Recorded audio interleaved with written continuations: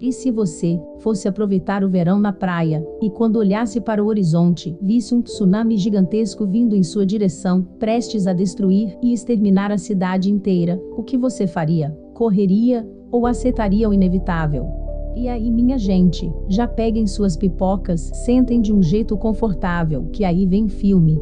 Eu sou Muca, e o filme de hoje é o Tsunami, a Fúria do Oceano. Mas antes, por favor, se inscrevam no canal no botão aqui embaixo, e deixe seu like. Vocês sabem como é difícil para quem está começando hoje em dia, então me dá essa força. Obrigado de coração, bora pro filme.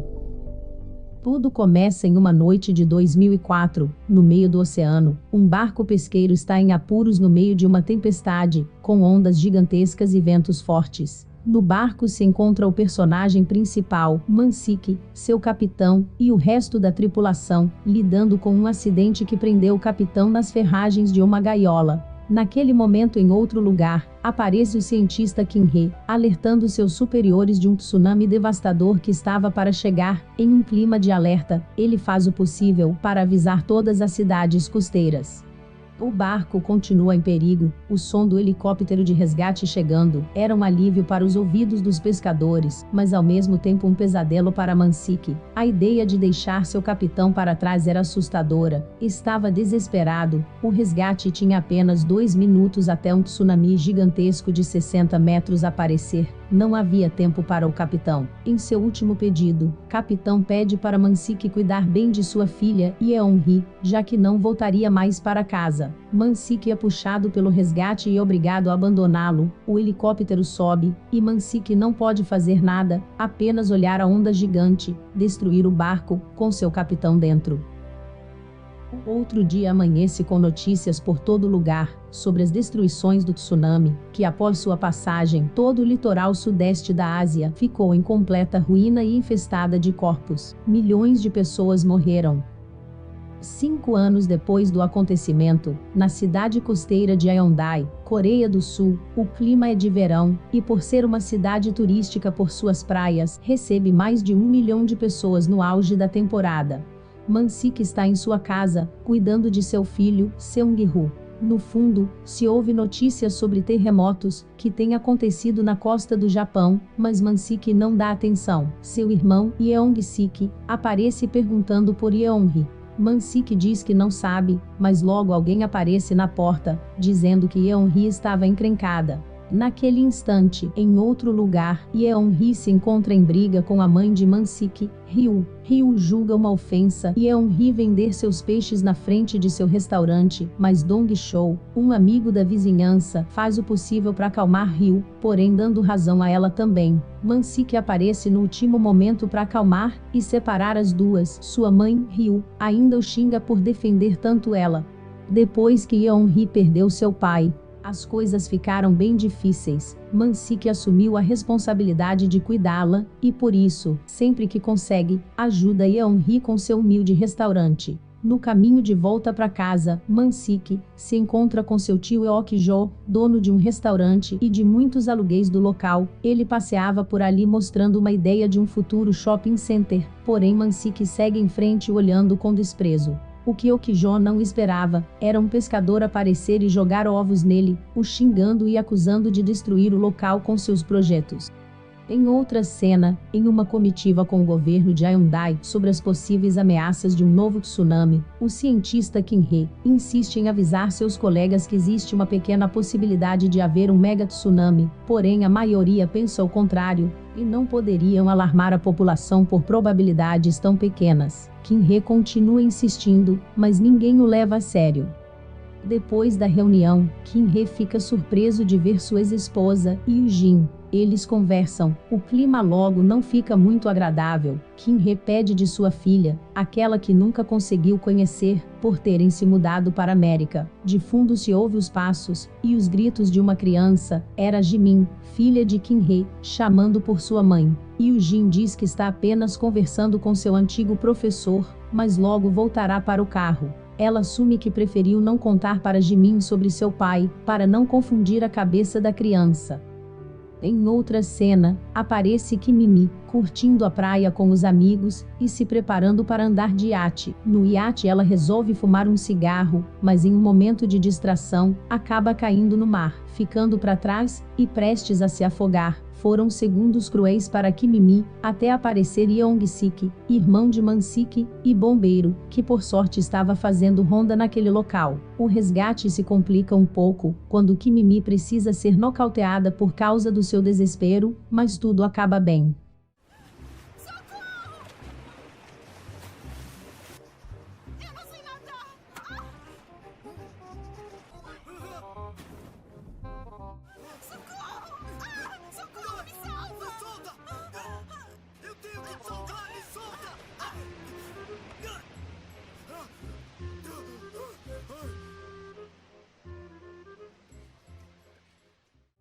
Em outro lugar, Kim-hee está em seu escritório lembrando de sua família, quando começa a receber alertas de pequenos terremotos no fundo do oceano, perto do Japão. Não há perigo, mas Kim-hee sente que alguma coisa está muito errada quando percebe isso.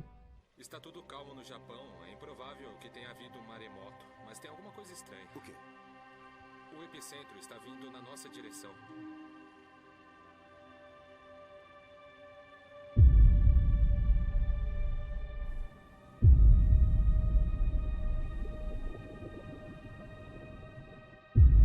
Yeon-hee estava indo trabalhar, quando Man-sik aparece com um sorriso grande no rosto, e convida ela para ver um jogo de beisebol. Ela recusa de primeira, mas logo aceita. Eles aproveitam o jogo no estádio e se divertem junto. Em outro lugar, Young-sik estava olhando o mesmo jogo do seu trabalho, quando recebe a visita de Kimi. Eles saem para conversar sobre o que aconteceu e explicar aquele olho roxo, mas aparentemente, começa a criar um clima entre eles e começam a sair juntos.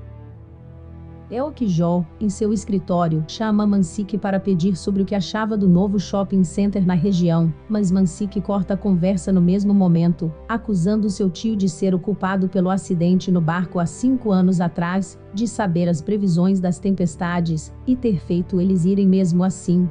Man-sik se retira enfurecido. No outro dia, Man-sik e Yeon-hee visitam o caixão de seu pai, onde acontece uma mistura de emoções de luto, seguida de uma paixão entre Man-sik e Yeon-hee, e a culpa que Man-sik sente ainda, por não ter salvo seu capitão aquele dia. O cientista Kim-hee estuda as estatísticas e alerta seu superior de um possível mega-tsunami, um tsunami muito maior que o comum, que poderia acontecer caso a ilha de Tsushima fosse engolida por uma onda que reverteria em um choque absurdo, formando o maior tsunami que a humanidade já viu. Seu superior segue o ignorando, na alegação que não poderia causar pânico por terremotos de magnitude média, que estão longe da costa. Man-sik e Yeon-hee aproveitam uma linda noite, à luz de velas em um barco, com fogos de fundo, e uma festa linda na cidade inteira. Man-sik não deixou o momento escapar, e pede Yeon-hee em casamento. Yeon-hee, sem graça mas com um semblante de felicidade, aceita o pedido, e os dois seguem aproveitando a noite. A cena passa para a casa de Dog-soo. Ele aparece discutindo com sua mãe. Sua mãe pede implorando para ele ir em uma entrevista de emprego, que ela tinha se esforçado tanto para encontrar, mas Dog grosseiramente corta sua mãe, falando que ele já era velho demais para isso, e que não tinha nem sapatos bonitos para vestir. Sua mãe pergunta se caso ele tivesse sapatos, ele iria, mas Dog apenas ignora. No escritório do cientista Kim-hee, ele avisa desesperadamente seu chefe para dizer que Japão já estava em alerta de tsunami, e poderia acontecer novamente, o que aconteceu 5 anos atrás, mais de 300 mil mortos em uma hora, mas o chefe não dá ouvidos, pois acontecem terremotos constantemente naquela região. Em outra cena, aparece a mãe de Dog-soo, prestes a entrar no ônibus para viajar, mas decide ficar no último instante. Em seguida, Dog-soo recebe uma ligação, enquanto dirige seu carro pela ponte junto com Ryu, e o filho de Man-sik. Na ligação era sua mãe, pedindo qual número de sapatos Dog-soo usa. Aparentemente ela tinha deixado de viajar para comprar os sapatos para o seu filho ir na entrevista. Mas Dog-soo desconversa, e não dá bola. A cena corta para Kim-hee e seu chefe discutindo se alertava ou não a população, mas de repente um homem entra na sala e interrompe a conversa para dizer que o tsunami já estava chegando. O alerta começa, o desespero nas praias se instala, uma onda enorme está vindo e já pode ser percebida no horizonte. A população tem menos de 10 minutos para evacuar, ou todos morrerão. Barcos e navios são engolidos pela onda, enquanto muitas pessoas ainda não estão cientes da catástrofe que está acontecendo. Yeon-hee e Man-sik percebem o desespero das pessoas na beira da praia e o tsunami gigante que estava vindo. Todos no litoral estão desesperados e correndo pelas suas vidas. Yeon-sik e sua equipe recebem um chamado de resgate no meio do mar. Era Kim-mi junto com Jo-ha, amigo dono do iate. Yeon-sik ajuda Kim-mi primeiro, mas na hora de puxar Jo-ha, o equipamento não aguenta os dois, o cabo começa a ceder, e 2 magrelos não eram o bastante para o cabo de aço aguentar, infelizmente. Yeon-sik precisa tomar uma decisão difícil, mas sem hesitar, corta seu próprio colete e cai no oceano. Kim-mi arrasada não consegue fazer nada, a não ser ver seu amor sendo levado pelo tsunami. O tsunami chega na ponte onde Dong-soo, mãe e filho de Man-sik estavam. Eles tentam correr, mas o tsunami simplesmente atropela a ponte e leva tudo junto.